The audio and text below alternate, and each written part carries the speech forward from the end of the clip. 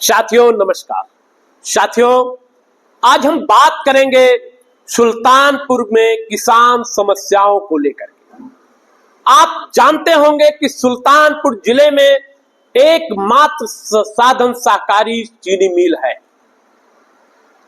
जिसमें सुल्तानपुर के किसान अपने गन्ने की बिक्री करते हैं। जब चीनी मिल खुली सुल्तानपुर में, कांग्रेस पार्टी की सरकार आदरणीय संजय गांधी जी के दिशा निर्देश पर, उनके आदेश पर सुल्तानपुर में चीनी मिल खोली गई। उसके बाद उत्तर प्रदेश का दुर्भाग्य, सुल्तानपुर का दुर्भाग्य कि 35 साल से ना तो उत्तर प्रदेश में कांग्रेस की सरकार और ना सुल्तानपुर में कांग्रेस। उत्तर प्रदेश में चूंकि सुल्तानपुर है तो कांग्रेस की सरकार नहीं। इसी वजह से साधन सहकारी चीनी मिल के मरम्मत का कार्य नहीं हुआ जब से चीनी मिल खुली। नतीजा यह रहा कि चीनी मिल पूर्ण रूप से जर्जर हो गई। पिछले साल चीनी मिल जब चली, हर तीसरे दिन खराब हो जाती थी। किसी तरीके से किसानों के गन्ने चीनी मिल में आए, लेकिन साथियों उससे भी बड़ा दुर्भाग्य यह होता है कि इस उत्तर प्रदेश में बैठी हुई सूबे की सरकार सुल्तानपुर की चीनी मिल को बेचने का सौदा कर चुकी है। आपको मालूम है?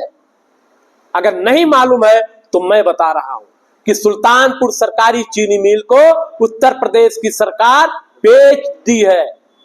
जल्द ही पूर्ण रूप से किसी पूंजीपति के नाम कर दी जाएगी यह चीनी मिल, और मुझे लगता है सुल्तानपुर के लिए दुर्भाग्य होगा। सुल्तानपुर के किसानों, नौजवानों, आप होश में रहिए। आप सरकार से पूछिए, अपना वोट आपने दिया है भारतीय जनता पार्टी के 4 एमएलए का चुनाव आपने किया है, और आप होशो हवास से उन एमएलए से पूछिए कि मान्यवर, मैंने आपको वोट देकर के अपने क्षेत्र का विधायक बनाया, और जब हमारे जिले की एकमात्र चीनी मिल को आपकी सरकार बेचने का काम कर रही है तो आप शांत क्यों बैठे? हमारे गन्ने कहां बिकेंगे? साथियों 4 विधायक हैं। मैं आपसे पूछना चाहता हूं, आपके वोट लेकर के वो कहां हैं? आपके किसी अधिकार के लिए उन्होंने कब आवाज उठाई? कितनी बार वो मुख्यमंत्री से मिले सुल्तानपुर की चीनी मिल को लेकर के? नहीं मिले ना, क्योंकि उनका भी खेला हो रहा है, उनका भी काम हो रहा है, उनकी भी जेबें भर रही है, और शासन और प्रशासन में बैठे हुए लोग अपनी जेब भरने पर लगे हुए हैं। उनको किसानों के, छात्रों के, नौजवानों की समस्याओं से कोई वास्ता ही नहीं। आज जनपद में गेहूं की बुआई की पीक सीजन चल रही है, किसी नहर में पानी नहीं है, डीएपी की खाद नहीं है। अभी मैंने पता किया प्रशासन से, तो पता लगा प्रत्येक साधन सहकारी समितियों पर 200 बोरी खाद पहुंचाई गई। साथियों यह दुर्भाग्य है। उनको कहते समय शर्म नहीं आई कि एक साधन सहकारी के अंतर्गत मुझे जो लगता है कि कम से कम 200 से 250 परिवार निवास करते होंगे। सॉरी, 2000 से लेकर के 2500 परिवार निवास करते होंगे। अब सोचिए 200 बोरी डीएपी किस रेशियो में कितने परिवार में बांटी जाएगी, आप विचार कर सकते हैं। साथियों सत्ता में बैठे हुए लोग हमें आपको मूर्ख बना रहे हैं, और हम आप आराम से मूर्ख बनते जा रहे हैं, क्योंकि उन्होंने हमें हमारी आपकी नस टटोल लिया है। वो हमारे आप, जब हम आप अधिकार की बात करते हैं, जब हम आप अच्छे अपने बच्चों के रोजगार की बात करते हैं, अपने खेती किसानी की बात करते हैं, तो हमारे आपके बीच में हिंदू, मुसलमान, पाकिस्तान और जम्मू कश्मीर जैसे मामले लाकर के वो हमारे आप को ध्यान के भटकाने का काम करते हैं। वो करें तो करें, सबसे दुर्भाग्य बात यह होती है कि हमारा आपका ध्यान भटक जाता है। हम आप भूल जाते हैं, जिससे हमारी आपकी रोजी रोटी चलती है, हम वो अपने मुद्दे भूल जाते हैं। साथियों उनसे सवाल करिए, आप अपने विधायकों से क्षेत्र में जाएं, आपके गांव में जाएं, उनको घेर के खड़े होइए कि माननीय विधायक जी, माननीय जनप्रतिनिधि, जो भी आपने वोट दिया, प्रधान जी, जिला पंचायत जी, आपके ब्लॉक प्रमुख, आपके जनपद में 14 ब्लॉक है, मुझे लगता है लगभग 13 ब्लॉकों में सत्ता पक्ष के प्रमुख हैं। आप उनको घेर के खड़े होइए कि एकमात्र चीनी मिल जो आपके बाप दादा के मांग पे कांग्रेस सरकार ने संजय गांधी के नेतृत्व में सुल्तानपुर को दिया था, उस चीनी मिल को बेचने के हकदार ये सत्ता में बैठे हुए लुटेरे लोग, भ्रष्टाचारी लोग नहीं हो सकते।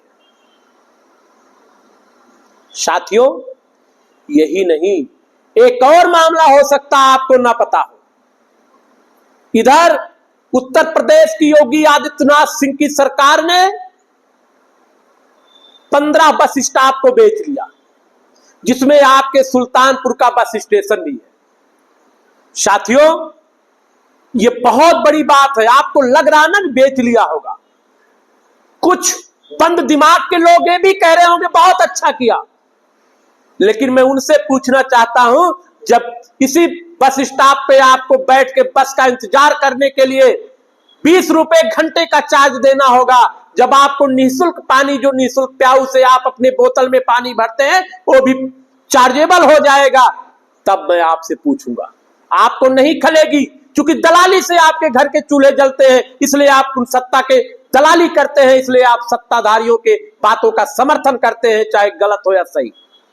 खलेगी उनको जो अपने खून पसीने की कमाई से अपने परिवार को, अपने बाल बच्चे को पढ़ा लिखा रहे हैं, अपने परिवार का पालन पोषण कर रहे हैं, खलेगी उनको। खलेगी छात्रों से को, जो छात्र अपने घरों से निकल करके शहरों में पढ़ाई कर रहे हैं, विभिन्न शहरों में आवागमन के लिए बसों का इस्तेमाल करते हैं और बस स्टेशन पर बैठकर बसों का इंतजार करते हैं, खलेगी। साथियों, प्राइवेट होने से जान रहे क्या होगा? प्राइवेट होने से बेलगाम हो जाएंगे, अपने किराया अंधाधुंध बढ़ाने लगेंगे, वेटिंग रूम का किराया अलग 2 गुना 3 गुना कर देंगे। आपको याद होगा, जो रेलवे स्टेशन प्राइवेट है, प्लेटफॉर्म टिकट कितने का है? प्लेटफॉर्म टिकट 50 रुपए का है। नहीं मालूम होगा तो चले जाइए कानपुर रेलवे स्टेशन पर, वहां आप प्लेटफॉर्म टिकट खरीदिए, आपको पता चलेगा कितने का प्लेटफॉर्म टिकट है, और सुल्तानपुर रेलवे स्टेशन पर खरीदिए तो वहां पर आपको पता चलेगा। चले जाइए आप निजामुद्दीन रेलवे स्टेशन के वेटिंग रूम में बैठ के अपनी ट्रेन का इंतजार करिए, और सुल्तानपुर के वेटिंग रूम में बैठकर अपनी ट्रेन का इंतजार करिए। सुल्तानपुर का वेटिंग रूम निःशुल्क और निजामुद्दीन रेलवे स्टेशन का वेटिंग रूम 15 रुपए प्रति घंटे चार्ज लेता है। साथियों, यह है प्राइवेट का नतीजा।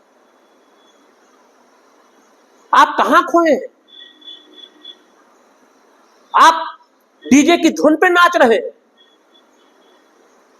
आप युवा नेता बन घूम रहे हैं, आपके बच्चे युवा वाहिनी, युवा संगठन इस सब में जुड़ करके नारे लगा रहे हैं।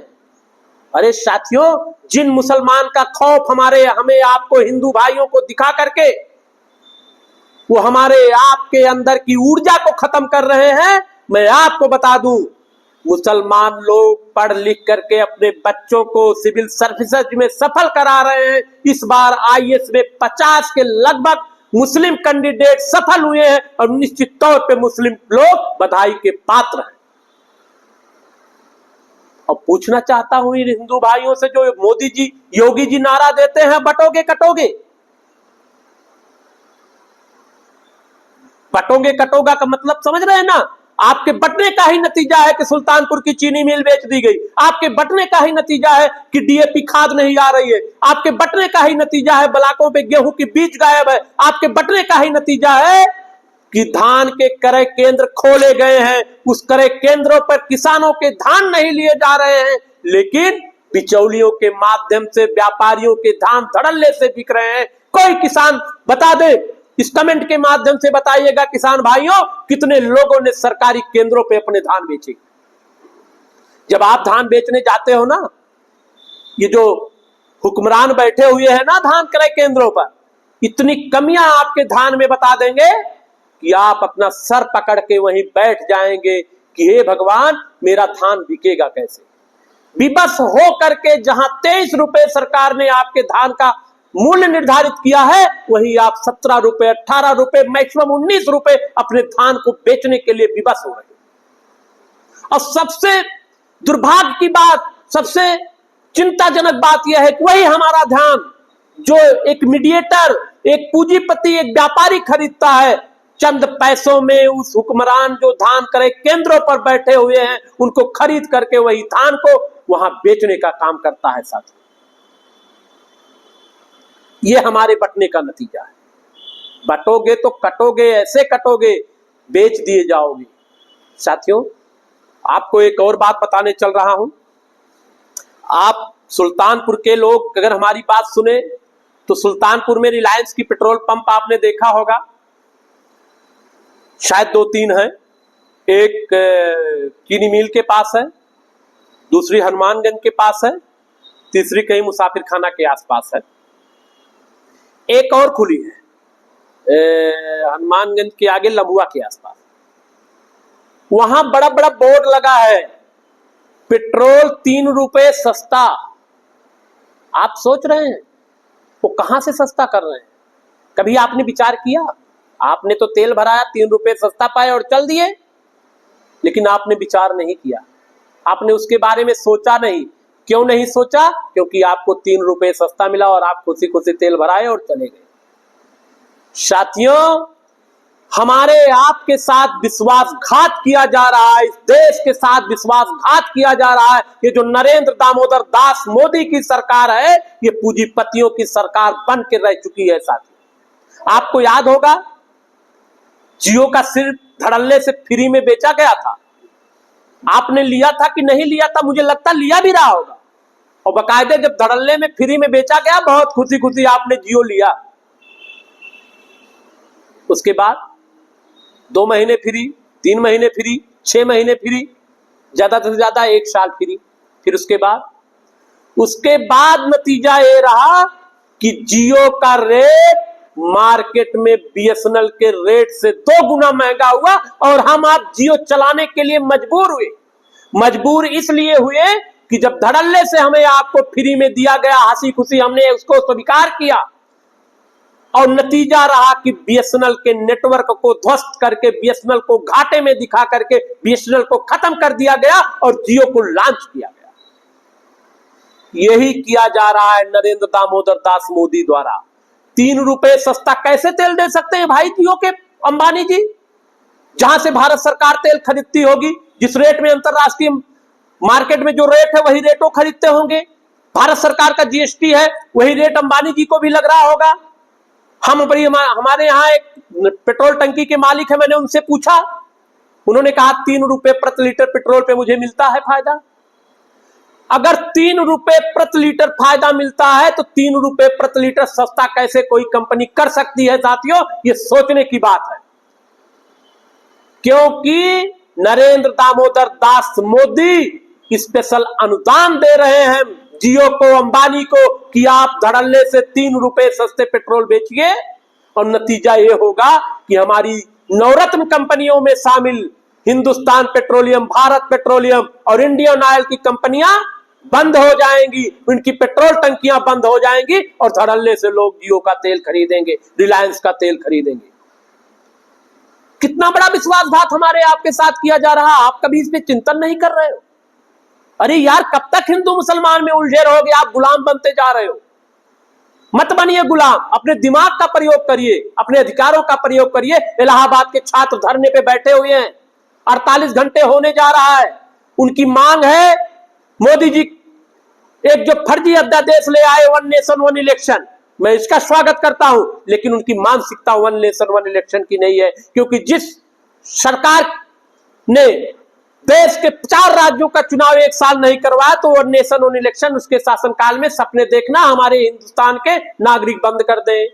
हमारे छात्र मांग रहे हैं कि 1 एग्जाम 1 नेशन, एक एग्जाम के तहत सारी परीक्षाओं को आयोजित किया जाए और उसके हिसाब से, मेरिट के हिसाब से सबको आवंटित किए जाए विभाग।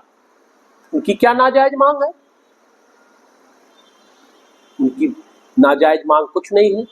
तमाम परीक्षाओं को लेकर के लोक सेवा आयोग द्वारा कराई जा रही परीक्षाएं, जो विभिन्न परीक्षाओं के नाम पे छात्रों को शोषण किया जाता है, छात्रों से धनुगाही की जाती है। छात्र यही मांग कर रहे हैं जो लोक सेवा आयोग जितनी परीक्षाएं कराती है वो एक साथ करा ली जाए और मेरिट के आधार पे उनको विभाग आवंटन किया जाए। उनकी मांग मुझे नहीं लगता कि नाजायज है। उनकी मांग 100% जायज है, लेकिन ये सत्ता में बैठी हुई गूंगी बहरी सरकार, थोड़ी देर के लिए अगर इनको अनपढ़ सरकार भी बोल दिया जाए ये बुरा नहीं होगा, इनके कानों में जू नहीं रहेगा। साथियों, किसानों की बुआई के समय नहरों में पानी नहीं है, सोसाइटियों पे डीएपी नहीं है, धान क्रय केंद्र पे धान नहीं खरीदा जा रहा है, पूरा साल बीत गया, एक पैसे का वित्तीय स्वीकृति जिले में नहीं आई, सड़कें टूटी हुई हैं। भाई किस लिए हम आप उनको वोट दिए हैं? आप सवाल तो करिए यार महाराज, कब तक आप ऐसे आंख मूंदे बैठे रहेंगे, हाथ पे हाथ रखे बैठे रहेंगे? इनके भूमाफिया इन्वॉल्व हैं, जगह जगह इनके जमीनें कब्जा कर ली जा रही हैं, तमाम सरकारी विभागों की सरकारी जो जमीनें हैं, अभी हमारे एक मित्र कह रहे थे कि सैयद खानपुर की साधन सहकारी समिति की जो जमीन है उस गांव के कुछ दबंग लोग कब्जा कर रहे हैं, प्रशासन कब्जा करवा रहा है। गोदाम कूड़े भार जो है साधन सहकारी समिति कूड़े भार की दबंगों द्वारा कब्जा कर लिया जा रहा, प्रशासन उस पर ध्यान नहीं दे रहा।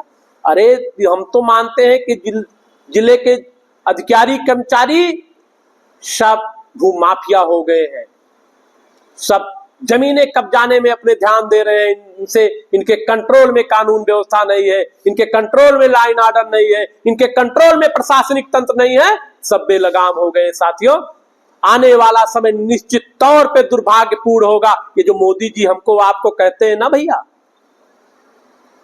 कि नाले से गैस बनाया था और गैस निकाल के चाय बनाया था ना, वो हमको आपको आजमाते हैं कि जो मैं एक फार्मूला बना रहा हूं कि हिंदुस्तान के लोगों के दिमाग को बंद करने का वो कितने प्रतिशत कारगर हो रहा है, ये आजमाने के लिए मोदी जी ऐसा करते हैं। और जब हम आप ताली बजाते हैं ना तो मोदी जी समझ जाते हैं कि हमारा फार्मूला सफल हो रहा है लोगों का दिमाग बंद करने के लिए, और वो खुश होते हैं जब मोदी जी कोरोना भगाने के लिए कहते ताली बजाइए और आप ताली बजाते हो ना, तो मोदी जी खुश होते हैं कि मैंने लोगों के दिमाग बंद करने में सफलता पाई है। जब मोदी जी कहते थाली बजाइए आप थाली बजाते हो, लाइट बंद करके टार्च जलाते हो, तो हमें आप लगता है कि ये सबसे मूर्खता का विषय है, सबसे आप साबित कर देते हो कि आप मोदी जी के बंद दिमाग के घोटाले का हिस्सा बन चुके हो। साथियों, बहुत लंबा वीडियो हो गया, लेकिन बस इतना, अगली विषय में कुछ और बिंदुओं पर आपसे चर्चा करेंगे। इसी के साथ अपनी बारी को विराम देता हूं। जय हिंद, जय भारत, जय कांग्रेस।